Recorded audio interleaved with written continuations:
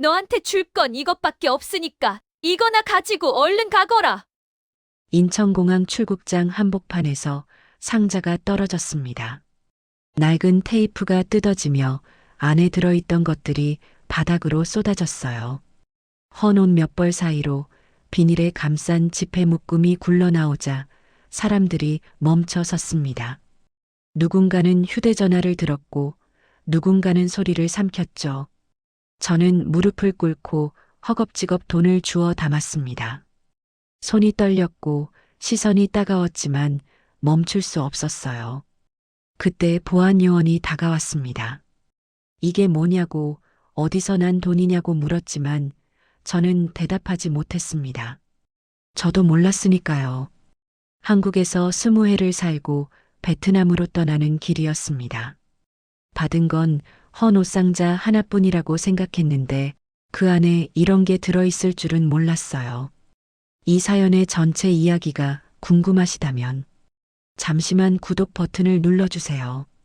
지금 이 영상을 어디에서 듣고 계신지도 댓글로 남겨주시면 건강과 행운이 함께 하시길 바라겠습니다. 이제 시간을 되돌리겠습니다. 모든 일은 저와 시어머니 사이에 보이지 않는 선이 그어졌던 그날부터 시작됩니다.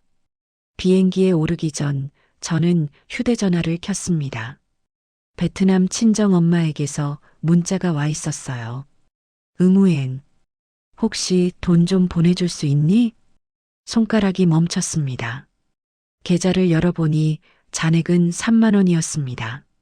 20해 동안 살았는데 남은 돈이 그것뿐이었어요. 답장을 쓰다가 지우고 다시 썼다가 또 지웠죠. 뭐라고 말해야 할지 몰랐습니다. 난 이 집에서 한 달에 용돈 5만 원씩 받아 살았다고, 비행기 값이 없어서 친정에 한 번도 못 갔다고, 그 말을 엄마가 들으면 더 아플 것 같았어요. 결국 미안해요만 보내고 휴대전화를 껐습니다. 화면이 꺼지자 유리에 비친 제 얼굴이 보였어요. 20해가 지났는데도 아무것도 달라지지 않은 얼굴이었습니다. 출국 수속을 밟으며 가방을 끌었습니다. 주변 사람들의 캐리어는 반듯했고 저는 헌 옷상자를 끌고 있었죠. 테이프가 군데군데 덧대어진 상자였습니다. 손잡이를 고쳐쥐는 순간 이상하게도 상자가 묵직하게 느껴졌어요. 그 무게가 마음 때문인지 내용물 때문인지는 알 수 없었습니다. 그저 고개를 숙이고 걸었습니다. 누군가 힐끗 보며 웃는 소리가 들렸지만 확인하지 않았어요. 확인하는 순간 제가 더 작아질 것 같았거든요. 그때 생각했습니다. 20해를 살았는데 내 이름으로 된 집도 없고 명함도 없고 엄마에게 당당히 보낼 돈도 없다는 걸요. 비행기 탑승 안내가 나왔습니다. 저는 상자를 다시 끌어당기며 줄에 섰습니다. 이 상자가 제 인생의 마지막 정리 같다는 생각이 들었어요. 버릴 건 버리고 남길 건 남긴 결과물처럼요. 그때는 몰랐습니다. 이 상자가 정리가 아니라 제 인생을 다시 열어젖힐 열쇠가 될 거라는 걸요. 그날은 아이 학교 공개 수업이 있는 날이었습니다. 담임 선생님이 한 번쯤은 와달라고 했고 저는 그 말이 부탁이라기보다 확인처럼 느껴졌어요. 이 아이의 보호자가 누구인지, 누가 이 자리에 설 수 있는 사람인지 말입니다. 교실 앞 복도에는 이미 사람들이 모여 있었습니다. 대부분 한국 엄마들이었고 깔끔한 옷차림에 서로 아는 듯 인사를 나누고 있었어요. 저는 복도 끝 의자에 앉아 조용히 가방을 무릎 위에 올려놓았습니다. 공개 수업이 끝나갈 무렵 한 여자가 다가왔습니다. 아이 반에서 가장 공부 잘한다는 민서의 엄마였죠. 그녀는 웃으며 인사를 건넸고 자신이 영어학원을 운영한다는 말을 덧붙였습니다. 명함까지 건넸어요. 명함을 받으며 저는 고개를 끄덕였습니다. 그녀는 우리 아이가 한국말을 잘한다며 칭찬했지만 그 말 뒤에는 다른 질문이 숨어 있다는 걸 느꼈어요. 한국말은 잘하는데 한국 엄마는 아니구나 하는 확인이었죠. 이어진 말은 학원 이야기였습니다. 요즘 아이들은 거의 다 영어와 수학 학원을 다니는데 우리 아이는 어디 다니냐고 물었어요. 저는 아직 학원은 보내지 않는다고 답했습니다. 그녀는 아, 그렇구나 하며 고개를 끄덕였지만 그 표정에는 이해보다 의아함이 더 짙었습니다. 그녀는 자기 학원에 오면 할인을 해준다고 했습니다. 한 달에 40만 원인데 외국인 엄마 할인으로 35만 원이라고요. 저는 웃으며 생각해 보겠다고 답했지만 속으로는 계산을 하고 있었습니다. 40만 원은 우리 집 한 달 생활비였고 35만 원도 마찬가지였으니까요. 민서 엄마는 전단지를 건네며 학부모 간담회가 있으니 시간 되면 오라고 했습니다. 학원 옆 카페에서 한다고 했어요. 케이크도 준비했다는 말과 함께요. 주변 엄마들이 하나둘 관심을 보였고 곧 10명쯤이 함께 가겠다며 자리를 옮겼습니다. 저는 그 자리에 그대로 서 있었습니다. 민서 엄마가 문 앞에서 뒤돌아보며 물었습니다. 같이 오실 거냐고요. 목소리는 부드러웠지만 그 말투는 거절을 기다리는 것 같았어요. 저는 아이를 데리고 가야 해서 괜찮다고 답했습니다. 그녀는 그럼 다음에 보자며 손을 흔들었고 문이 닫혔습니다. 복도에는 저와 아이만 남았어요. 아이가 고개를 들어 물었습니다. 왜 안 가느냐고요? 저는 엄마가 바쁘다고 답했지만 아이는 민서는 엄마랑 같이 갔다며 고개를 갸우뚱했습니다. 복도를 걸어 나오다 유리창 너머로 카페 안이 보였습니다. 엄마들은 웃으며 케이크를 나눠 먹고 있었고 아이들은 학원 선생님과 게임을 하고 있었어요. 그 풍경은 밝고 따뜻해 보였습니다. 저는 그 앞을 천천히 지나쳤습니다. 오래 보고 싶지 않았거든요. 집으로 돌아오는 버스 안에서 아이가 다시 물었습니다. 자기도 학원에 가야 하냐고요. 저는 가고 싶으냐고 되물었고 아이는 민서가 매일 학원에 간다며 그래서 공부를 1등 한다고 말했습니다. 그리고 덧붙였습니다. 민서 엄마가 말했대요. 학원 안 다니면 뒤처진대. 그 한마디가 가슴을 눌렀습니다. 저는 아이에게 지금도 잘하고 있다고 말했지만 제 목소리는 확신 없이 흔들렸어요. 버스 창밖으로 학원 간판들이 지나갔습니다. 영어, 수학, 코딩, 피아노, 미술. 그 간판 하나하나가 제가 아이에게 해줄 수 없는 것들의 목록처럼 느껴졌습니다. 아이는 제 팔에 기대어 잠들었고 저는 창밖을 바라보며 생각했습니다. 이 아이를 이곳에서 키우는 게 정말 맞는 선택인지 버티는 것만으로는 부족한 게 아닌지 말입니다. 그날 밤 집에 돌아와서도 민서 엄마가 건넨 명함이 자꾸 눈에 들어왔습니다.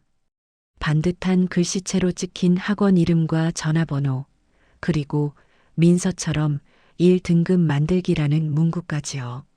저는 그 명함을 가방 깊숙이 넣었습니다. 버릴 수는 없었지만 꺼내볼 용기도 없었거든요. 그날 밤 아이를 재우고 나서도 쉽게 잠자리에 들지 못했습니다. 아이의 숨소리는 곧 고르게 변했지만 제 머릿속은 낮에 들었던 말들로 계속 어수선했어요. 학원, 뒤처진다, 1등급. 버스 창밖으로 스쳐 지나가던 간판들이 다시 떠올랐고 그 하나하나가 저를 향해 질문을 던지는 것처럼 느껴졌습니다. 부엌 불만 켠 채 식탁에 앉았습니다. 민서 엄마가 건넨 명함을 가방에서 꺼내 테이블 위에 올려놓았어요. 반듯한 글씨와 또렷한 숫자들이 너무 선명해서 잠시 눈을 피하고 싶어졌습니다. 저는 휴대전화를 꺼내 계산기를 켰습니다. 한 달 생활비, 아이 급식비, 공과금, 남편이 보내오는 돈. 숫자를 하나씩 더할수록 화면은 냉정해졌고 남는 건 거의 없었습니다. 35만 원이라는 숫자를 입력하자 계산기는 바로 결과를 보여줬어요. 불가능하다는 답이었습니다. 그때 휴대전화가 울렸습니다. 베트남에 있는 엄마였습니다. 영상 통화를 받을까 하다가 잠시 망설였어요. 지금 얼굴을 보면 괜찮다고 말할 자신이 없었거든요. 결국 통화를 받았습니다. 화면 속 엄마는 환하게 웃고 있었지만 뒤에 보이는 집은 예전보다 더 낡아 보였습니다. 엄마는 제가 잘 도착 준비를 하고 있느냐고 물었고 아이 이야기를 먼저 꺼냈어요. 학교는 괜찮은지, 친구들은 많은지, 밥은 잘 먹는지 말입니다. 저는 고개를 끄덕이며 괜찮다고 답했습니다. 거짓말이라는 걸 알면서도 그렇게 말할 수밖에 없었어요. 엄마는 잠시 망설이다가 조심스럽게 물었습니다. 이번 달에 조금이라도 보내줄 수 있겠느냐고요. 저는 화면을 잠깐 내려다봤습니다. 아까 계산기를 켜두었던 숫자들이 그대로 남아 있었거든요. 보낼 수 없다고 말하지도 보내겠다고 말하지도 못한 채 괜찮아질 거라고만 답했습니다. 엄마는 알겠다고 했지만 그 짧은 말 뒤에 실망이 묻어 있었어요. 통화를 끊고 나니 집이 더 조용해졌습니다. 아이 방에서 들려오는 숨소리만이 이 공간에 사람이 있다는 증거 같았어요. 저는 아이 방으로 들어가 이불 끝을 살짝 정리했습니다. 아이 옆에 놓인 가방 안에는 학교에서 받아온 알림장이 들어 있었고 그 안에도 학습 관련 안내문이 끼워져 있었어요. 책상 서랍을 열어보니 아이 옷 몇 벌이 가지런히 접혀 있었습니다. 대부분 물려받은 옷이었고 색이 바랜 것들도 많았어요. 손에 들고 있던 셔츠를 다시 접어 넣으며 문득 숨이 막히는 것 같았습니다. 스스로에게 물었습니다.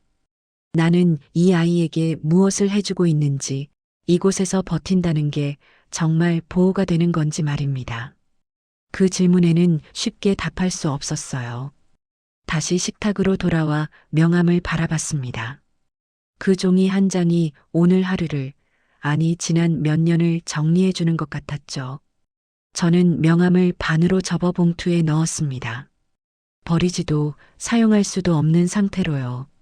불을 끄고 누웠지만 잠은 오지 않았습니다. 천장을 보며 계산을 반복했고 결국 하나의 생각에 닿았습니다. 이 아이가 계속 이런 질문을 하게 된다면 언젠가는 제가 대답하지 못하는 날이 올지도 모른다는 생각이요. 그날 밤 저는 처음으로 여기서 나가는 게 도망이 아니라 선택일 수도 있겠다는 생각을 했습니다. 아직은 말로 꺼내지 못했지만 그 생각은 조용히 그러나 분명하게 제 안에 자리를 잡기 시작했어요. 며칠 뒤 시어머니가 먼저 말을 꺼냈습니다. 아침 밥상을 치우던 중이었고 저는 설거지통 앞에 서 있었습니다. 갑작스러운 목소리였어요. 다음 주에 비행기 표를 끊어뒀다고 했습니다. 베트남으로 돌아가라는 말이었죠. 이유는 길지 않았습니다. 아이도 학교 적응이 힘들어 보이고 저도 여기서 더 버틸 필요는 없지 않겠느냐는 말이었습니다. 말투는 차분했지만 선택지가 없는 통보처럼 들렸어요. 저는 고개를 끄덕였습니다. 반박할 말도 붙잡을 이유도 떠오르지 않았으니까요. 그날 오후 시어머니는 창고에서 무언가를 꺼내셨습니다. 낡은 헌 옷상자였어요. 예전에 동네에서 의류 수거할 때 쓰던 것과 비슷한 상자였고 테이프가 여러 번 덧붙여진 흔적이 그대로 남아 있었습니다. 시어머니는 그 상자를 제 앞에 내려놓으며 필요한 것만 챙겨 넣으라고 했습니다. 새 가방을 사주겠다는 말은 없었습니다. 상자는 생각보다 컸고 제 삶을 한 번에 접어 넣으라는 의미처럼 느껴졌어요. 아이 옷 몇 벌과 제 옷을 넣다 보니 상자는 금세 반쯤 차올랐습니다. 시어머니는 옆에서 말없이 보고 계셨습니다. 무언가 말할 듯 하다가 결국 아무 말도 하지 않았어요. 그 침묵이 더 무거웠습니다. 짐을 싸다 말고 상자를 들어 올려봤습니다. 헌 옷만 들어있는데도 이상하게 묵직했습니다. 처음엔 제 기분 탓이라고 생각했어요.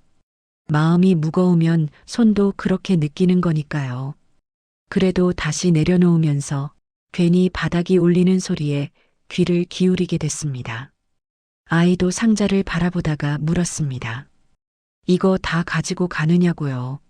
저는 그렇다고 답했지만 아이의 눈에는 이해되지 않는 표정이 남아 있었습니다. 저녁이 되자 시어머니는 상자를 다시 한번 확인하셨습니다. 테이프를 더 붙이시며 열리면 안 된다고 짧게 말했어요. 그 말이 이상하게 오래 남았습니다. 밤이 되자 상자는 현관 옆에 놓였습니다. 내일이면 집을 나가야 했고 그 상자 하나가 제 전부가 되는 순간이었죠. 저는 불을 끄고 방으로 들어가다가 현관에 놓인 상자를 한 번 더 바라봤습니다. 버려진 물건 같아 보이기도 했고 누군가 급하게 정리한 흔적처럼 느껴지기도 했습니다. 그 안에 제 20회가 접혀 들어가 있다고 생각하니 가슴이 답답해졌어요. 그날 밤 잠들기 전까지 상자 하나가 자꾸 떠올랐습니다. 왜 새 가방이 아니라 헌 옷상자였는지, 왜 직접 들고 가라고 했는지, 왜 묵직하게 느껴졌는지요. 아직은 몰랐습니다. 그 상자가 버림의 상자가 아니라 끝까지 말하지 못한 어떤 마음을 담은 상자였다는 거리요. 그때 저는 그저 조용히 쫓겨나는 사람이라고만 생각하고 있었습니다. 출국을 이틀 앞둔 밤이었습니다. 아이 방 불을 끄고 나오려는데 아이가 갑자기 제 손을 잡았습니다. 잠들기 직전에 아이 손은 유난히 따뜻했어요. 아이는 한참을 망설이다가 조심스럽게 물었습니다. 베트남에 가면 다시 돌아올 수 있느냐고요. 저는 괜찮다고 말했습니다. 언젠가는 다시 올 수도 있고 지금은 잠깐 쉬러 가는 거라고요. 아이는 고개를 끄덕였지만 그 표정은 전혀 안심한 얼굴이 아니었습니다. 잠시 침묵이 흐른 뒤 아이가 다시 입을 열었습니다. 학교에서 민서가 말했다고 했어요. 외국으로 가면 다시 못 온다고, 그러면 한국 친구들도 다 잊힌다고요. 아이는 그 말을 하루 종일 혼자 품고 있었던 것 같았습니다. 저는 아이를 꼭 안아주며 그렇지 않다고 엄마가 있으니까 괜찮다고 말했지만 그 말이 아이보다 저 자신을 향한 위로처럼 느껴졌습니다. 아이는 잠시 제 품에 얼굴을 묻더니 아주 작은 목소리로 말했습니다. 그럼 나는 한국 사람이 아닌 거냐고요. 그 질문에 저는 아무 말도 하지 못했습니다. 한국말로 생각하고 한국에서 태어나 친구들과 뛰어놀던 아이에게 그 질문은 너무 무거웠어요. 저는 아이의 등을 토닥이며 사람은 어디서든 사람이면 된다고 말했지만 그 문장은 제 입에서도 힘없이 흩어졌습니다. 아이는 한참 후에 잠들었고 저는 그대로 아이 옆에 앉아 있었습니다. 아이 얼굴을 내려다보며 이 아이에게서 빼앗는 게 무엇인지 처음으로 또렷하게 보였어요. 학교, 친구, 언어, 익숙한 일상, 그리고 설명하지 않아도 되는 존재감까지요. 방을 나와 거실 불을 켰습니다. 현관 옆에 놓인 헌 옷상자가 보였어요. 테이프가 단단히 붙어 있었고 그 안에는 제 삶과 아이의 삶이 함께 들어 있었습니다. 상자 옆에 쪼그려 앉아 괜히 뚜껑을 눌러봤습니다. 여전히 묵직했어요. 그 순간 갑자기 숨이 막혔습니다. 20회 동안 참아온 것들이 한꺼번에 올라오는 느낌이었죠. 아이에게 아무것도 해주지 못한 엄마라는 생각, 어디에도 속하지 못한 사람이라는 감각, 그리고 결국 쫓겨나듯 떠난다는 현실까지요. 저는 바닥에 앉아 소리 내지 않고 울었습니다. 아이가 깰까봐 입을 막고 어깨만 조용히 떨었어요. 그날 밤 저는 처음으로 확실하게 깨달았습니다. 여기서 버틴 시간이 아이를 지켜준 시간이 아니었다는 걸요. 그리고 동시에 이 아이를 데리고 떠나는 게 패배가 아니라 마지막으로 할 수 있는 선택일지도 모른다는 생각이 조용히 마음속에 내려앉았습니다. 그때는 몰랐습니다. 이 선택이 끝이 아니라 모든 진실이 드러나는 시작이라는 걸요.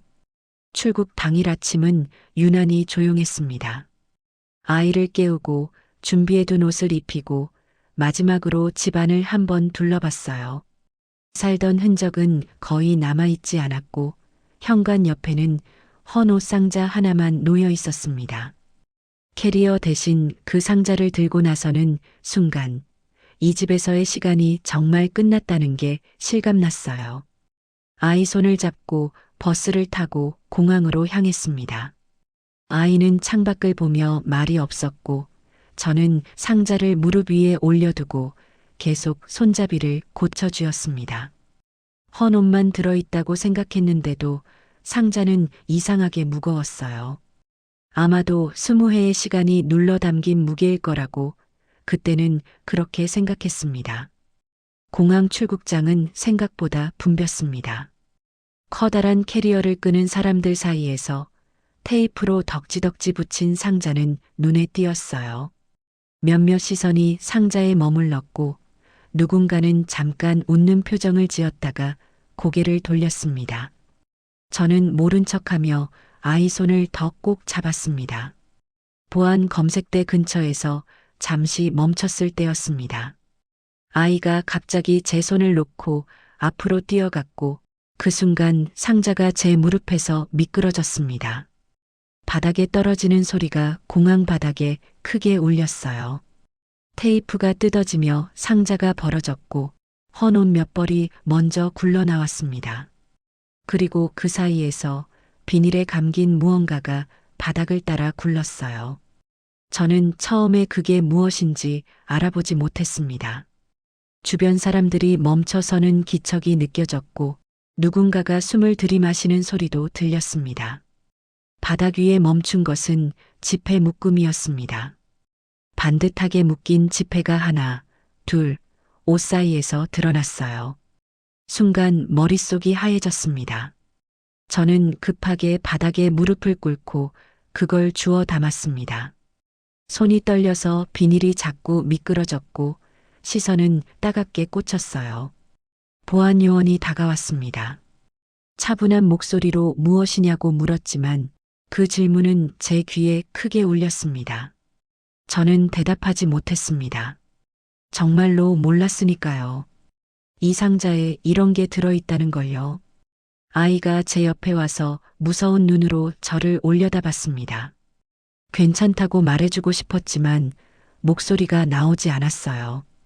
그때 처음으로 생각했습니다. 이 상자는 단순한 짐이 아니고 지금 이 순간을 위해 준비된 무언가일지도 모른다고요.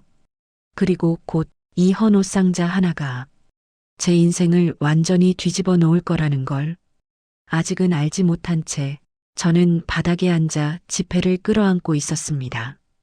공항에서의 소동은 생각보다 빨리 정리됐습니다. 보안 요원은 지폐를 다시 상자 안에 넣게 했고 출처를 묻는 질문에는 정확히 알지 못한다고만 말했습니다. 상자를 건네받았을 때 제 손에는 여전히 미세한 떨림이 남아 있었어요. 아이 손을 다시 꼭 잡고 게이트를 향해 걸으면서도 머릿속에서는 같은 생각만 반복됐습니다. 이 상자에 대체 무엇이 들어 있었던 걸까요? 비행기에 올라 자리에 앉았을 때서야 숨을 제대로 쉴 수 있었습니다. 아이는 창가에 앉아 구름을 보며 조금씩 웃음을 되찾았고 저는 상자를 발밑에 두고 발로 살짝 밀어 고정했습니다. 승무원이 안전벨트를 확인하며 지나갔지만 저는 그 작은 상자에서 눈을 떼지 못했어요. 누군가 다시 물어보면 뭐라고 말해야 할지 이걸 설명할 수 있는 말이 제게는 없었으니까요. 비행기가 이륙하자 아이는 금세 잠들었습니다. 아이의 숨소리가 고르게 이어지는 걸 확인하고서야 저는 상자를 조심스럽게 끌어당겼습니다. 공항에서는 열어볼 수 없었고 비행기 안에서도 그럴 용기는 없었어요. 그래서 도착해서 아무도 보지 않는 곳에서 열겠다고 마음먹었습니다. 베트남 공항에 도착했을 때는 이미 해가 기울어 있었습니다. 뜨거운 공기가 얼굴을 감싸 안았고 이상하게도 그 온기가 낯설지 않았어요. 아이 손을 잡고 택시를 타고 친정으로 향하는 동안 상자는 트렁크에 실려 덜컹거리며 함께 움직였습니다. 그 소리 하나하나가 심장을 두드리는 것처럼 느껴졌죠. 집에 도착하자 어머니가 마중을 나와 계셨습니다. 아이를 먼저 안아주시고 저를 오래 바라보다가 아무 말 없이 등을 두드려 주셨어요. 그 손길이 닿는 순간 공항에서 참았던 감정이 목 끝까지 차올랐지만 저는 꾹 눌러 삼켰습니다. 짐을 방 한쪽에 내려놓고 아이를 씻기고 재운 뒤에야 저는 혼자 남았습니다. 방 안은 조용했고 낡은 선풍기 소리만 천천히 돌아가고 있었어요. 그제야 상자를 끌어당겨 바닥에 놓았습니다. 테이프를 떼는 손이 떨렸습니다. 천천히 소리가 나지 않게 뜯으려고 애썼지만 테이프는 예상보다 쉽게 떨어졌어요. 뚜껑을 열자 익숙한 냄새가 먼저 올라왔습니다. 오래 입었던 옷들의 냄새, 땀과 세제와 시간이 섞인 냄새였죠. 옷을 하나씩 꺼내다가 아래에서 단단한 감촉이 느껴졌습니다. 비닐에 쌓인 묶음이었습니다. 공항 바닥에서 봤던 바로 그것이었어요. 하나만이 아니었습니다. 옷 사이, 바닥 틈마다 같은 묶음이 차곡차곡 숨겨져 있었어요. 저는 바닥에 주저앉아 그걸 하나씩 꺼내 놓았습니다. 몇 개를 세다가 멈췄습니다. 손으로 세는 게 무의미하다고 느껴졌거든요. 이건 우연히 들어간 돈이 아니었고 급하게 숨긴 것도 아니었습니다. 처음부터 이 상자를 이렇게 만들 작정이었던 것처럼 정확하고 조심스러웠어요. 그제야 시어머니의 얼굴이 떠올랐습니다. 헌 옷을 접어 상자에 넣던 모습, 아무 말 없이 테이프를 붙이던 손, 그리고 출국장 앞에서 이거면 됐다고 말하던 짧은 한마디요. 그 말의 의미를 저는 이제서야 조금 이해하기 시작했습니다. 상자 바닥에는 마지막으로 얇은 봉투 하나가 놓여 있었습니다. 헌 옷과 돈 사이에 끼워 넣은 듯 눈에 띄지 않게 접혀 있었어요. 봉투에는 제 이름이 서툰 한글로 적혀 있었고 그 글씨를 보는 순간 심장이 먼저 반응했습니다. 이 상자가 우연이 아니라는 걸 그제야 완전히 인정하게 됐죠. 봉투를 열자 종이 한 장이 나왔습니다. 짧은 문장이었지만 글씨는 오래 고민한 흔적이 남아 있었습니다. 처음부터 끝까지 단정했고 지워진 자국도 없었어요. 시어머니가 생활했던 바로 그 방식이었습니다. 편지에는 사과가 먼저 적혀 있었습니다. 말로 하지 못했던 시간들에 대한 사과였고 차갑게 굴 수밖에 없었다는 설명도 담겨 있었어요. 주변의 시선이 두려웠고 혹시라도 제가 떠나버릴까 겁이 났다고 적혀 있었습니다. 그래서 더 붙잡지도 더 밀어내지도 못한 채 그저 지켜보는 쪽을 택했다고요. 돈 이야기도 이어졌습니다. 한 번에 모은 게 아니라 20해 동안 조금씩 떼어놓은 거라고 했어요. 아들이 준 생활비에서, 시장에 가지 않은 날의 잔돈에서, 전기와 물을 아껴 남긴 몫에서요. 이제는 제가 떠나야 할 것 같아서 그동안 하지 못한 말을 상자에 대신 넣었다고 했습니다. 마지막 문장은 짧았습니다. 그동안 고생 많았고 이제는 제 선택으로 살아보라는 말이었어요. 아이에게도 미안하다는 말이 덧붙어 있었고 부디 이 돈이 부끄러움이 아니라 시작이 되길 바란다고 적혀 있었습니다. 편지를 내려놓고 한참을 움직이지 못했습니다. 상자 앞에 앉아 있으면서 그동안 이해하지 못했던 장면들이 하나씩 이어졌어요. 말없이 손을 잡아주던 순간들, 괜히 더 엄하게 굴던 날들, 떠나는 날 헌 옷상자만 내밀던 그 태도까지요. 그 모든 게 이 한 장으로 연결됐습니다. 다음 날 아침 저는 은행에 갔습니다. 제 이름으로 된 통장을 만들고 그 돈을 차분히 옮겼어요. 창구 직원이 숫자를 확인하며 몇 번이나 고개를 들었지만 저는 설명하지 않았습니다. 설명하지 않아도 되는 날이 처음으로 온 것 같았거든요. 집으로 돌아와 아이를 깨웠습니다. 오늘은 시장에 가자고 말했어요. 아이는 이유를 묻지 않았고 그냥 제 손을 잡았습니다. 그 손이 따뜻해서 저는 괜히 웃음이 나왔어요. 헌 옷상자는 접어서 한쪽에 두었습니다. 버릴 수는 없었지만 더 이상 숨길 필요도 없었죠. 그건 버림의 상자가 아니라 말하지 못한 마음을 담아보낸 상자였으니까요. 그날 밤 아이 옆에 누워 불을 끄면서 생각했습니다. 이제는 쫓겨나는 게 아니라 돌아온 거라고요. 그리고 이곳에서 제 이름으로 다시 시작할 수 있을 것 같다고요. 오늘의 사연은 여기까지입니다. 여러분이라면 어떠셨을까요? 오늘 이야기 마음에 남으셨다면 구독과 좋아요로 함께 해주시면 다음 이야기를 이어갈 수 있는 큰 힘이 됩니다. 지금까지 들어주셔서 감사합니다.